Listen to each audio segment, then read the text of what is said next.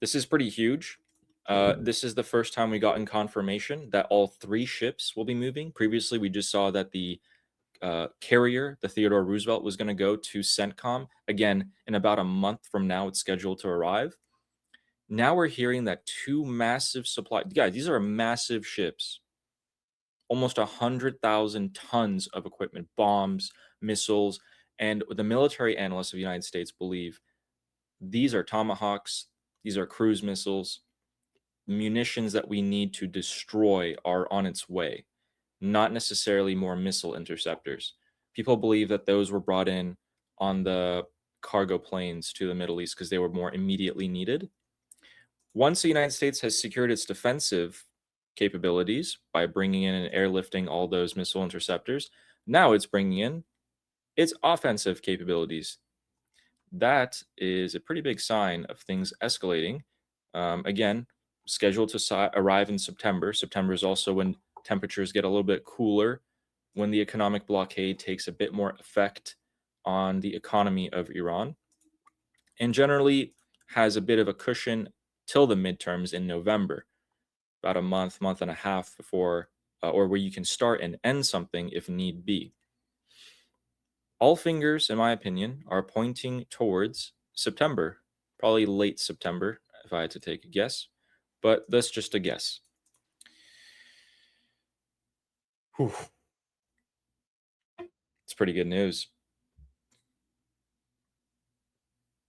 You know, I We're do still, think that all of this is moving in the region, not necessarily because the United States wants to escalate, but because the United States knows that the Islamic Republic wants to escalate.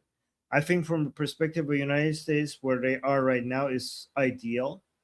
Very little cost is being paid, and the Islamic Republic is experiencing maximum damage with very little effort. And it might make sense from an American perspective for why we should just sit here and just watch them crash and burn. But they're probably moving that all of that in the region because they know the Islamic Republic sees what's happening, and they can't just sit there and watch the United States just suffocate them financially like that. So they probably want to escalate, and then the United States is moving that in the region because their analysis is that the Islamic Republic wants to escalate. correct. And that matches what Donald Trump has been saying today as well. He said that we are not looking to extend the MOU. And then he put this out on Truth Social. He said, the number one goal is, and always will be, that Iran cannot have in any way, shape, or form a nuclear weapon. Thank you for your attention to this matter. Pretty standard post.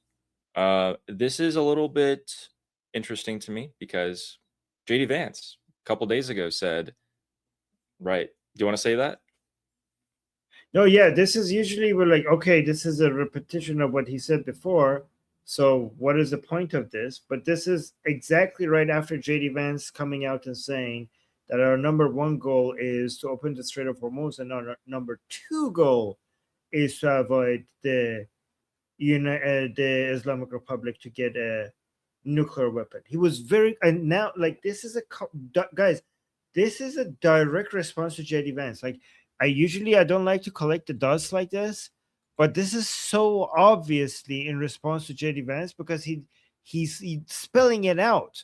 JD Vance, he's spelling the number one in the post after JD Vance saying that that's number two. Let me see if I could find the video. I don't, we should have that video to compare it to this post. Do you have that video? Oh, here it is. Oh, you found it? Okay, nice. No, I haven't found. Oh, here. Oh, okay. Oh, yeah. Bring it up in a second. Okay. But guys, some massive dots have been connected from the Russian Federation. I can't wait to get into that with you guys. They're escalating. They're escalating massively all across Europe. A lot of different terrorist activities have been linked to the Russian intelligence. We'll get into that in just a second, while Ukraine is launching another 500 drones into Russia as we speak. One-way drones meant to explode. Okay, so look at this. The caption says Trump breaks with JD Vance. Vice President JD Vance said on Thursday, preventing nuclear Iran was Washington's second priority behind keeping oil and gas cheap. Trump said this morning the number one goal is ensuring Iran cannot have a nuclear weapon. This is so directly against what JD Vance said that it came right after he said it. This is so obviously a response to JD Vance. I mean, guys, let me know if you agree with this in the chat or not. For the benefit of the American people. And it really is twofold. It's ensuring that the Gulf countries continue to send oil and gas to the world economy so that we have energy price stability. That's obviously important for the American people. I know that oil is down today, and it's way down from the highs in the early days of the conflict. That's goal number one. Keep oil and gas cheap for Americans all over our country. And then obviously goal number two is ensure that Iran never gets a nuclear weapon. I feel confident we're accomplishing both of those goals, but it's inherently an unpredictable thing because the Iranians themselves are unpredictable and they sometimes don't honor the commitments they've made to us. So goal number two, he said, to make sure the Islamic Republic doesn't get a nuclear weapon. And President Trump came out right after saying the number one goal, he made sure that he put one in there, is and always will be that Iran cannot have in any way, shape, or form a nuclear weapon. So that keeping oil prices low takes second priority, not first.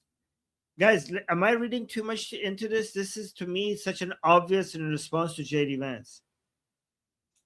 Yep. It's not looking too good for JD Vance's career, I'll be honest, the past couple of months. Sarah is saying you're done, JD Vance. Thank you. And then this guy saying it shows a split between him and Vance. Okay, so you guys agree? Yes, people are saying this. There was another thing that Donald Trump said today. Something strange that I read it as completely sarcastically, although some people are taking it very seriously, and I don't know, maybe you can. Donald Trump said, he talked about the Mecca Agreement between Turkey, Saudi Arabia, and Pakistan. He said, I'm very happy to see it. It shows that the Middle East is coming together. Countries will be finally able, oh my gosh, and how countries will finally be able to defend themselves in a more meaningful way. Congratulations to the great leadership of the three nations mentioned. This is a big, bold, and important first step. Wow. People took this very seriously. I took this completely sarcastically, given the fact that the United States was trying to push Saudi Arabia into going under the umbrella of Israel and the United States' defense. And Saudi Arabia just said, no, we don't trust you guys. We're going to go and sign an agreement with two countries that are not exactly allies of the United States, Turkey and Pakistan. So let's just read this in a sarcastic tone. Wait. I want to challenge that. That because Turkey and Pakistan are considered U.S. allies, and so is Saudi Arabia. Big U.S. allies, actually. And I mean, President Trump is basically wanting to slowly bring United States out of the Middle East, and not he might be encouraging, he might be in favor of any way for countries to rely on their own militaries rather than leeching off of United States military. Whatever defense pact or agreement that you could come up with, as long as it's just you guys handling things and we could slowly move out of here, he might be like, yeah, you know, that's his main thing, right? In South Korea, you know, against North Korea, Taiwan against China, Ukraine against Russia, Israel against the Islamic Republic, and other countries around the region against the Islamic Republic. His main thing is like, you guys need to take a much bigger piece of this burden by whatever means necessary. So if you come up with a defense pact, go ahead for it. Go ahead. Like, if you think like you can't rely on us, either go with Israel or go with yourself. I don't care. Just do more of this yourself. You know, that's the position that don't we under- both had. Don't underestimate Pakistan. Pakistan is a nuclear power, and Turkey and Pakistan have an army, serious armies that Saudi Arabia doesn't have. But yeah, go on. Sorry, I interrupted. So that's the position that we both had and we both discussed for a while. They either have to choose this or they have to choose that. They didn't make a bad decision, they just made the wrong decision. So, to defend themselves in a more meaningful way. I don't like it. I think Israel is the better way to go. But honestly, Saudi Arabia can't go with Israel because that would cause a major uprising, might cause a major uprising in Saudi Arabia. So for United States, this might be the next best thing. Yeah, sorry, I keep interrupting. No worries. Guys, do you have my audio? I think yes, Amir's saying that I'm muted. No, okay. Amir. Okay, no, gotcha. we have it. So, yeah.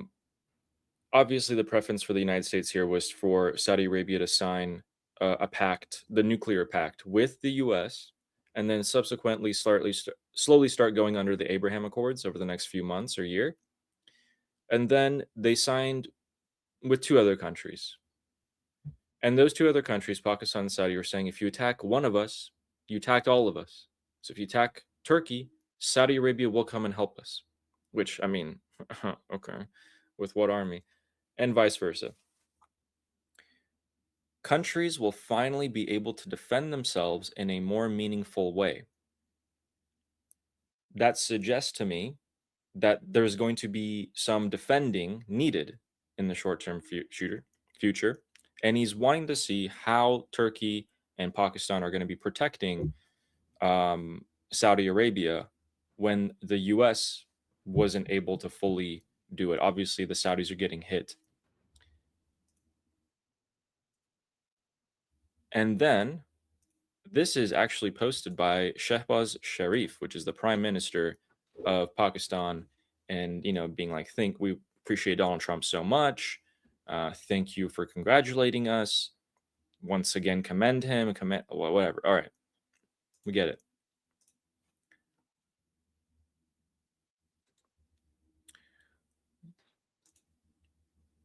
My name is Armin Navabi. I'm an Iranian political analyst with decades of experience fighting the Islamic regime inside and outside of Iran. Make sure you follow me for more, and also make sure you join our discussion group. I'm there almost every single day.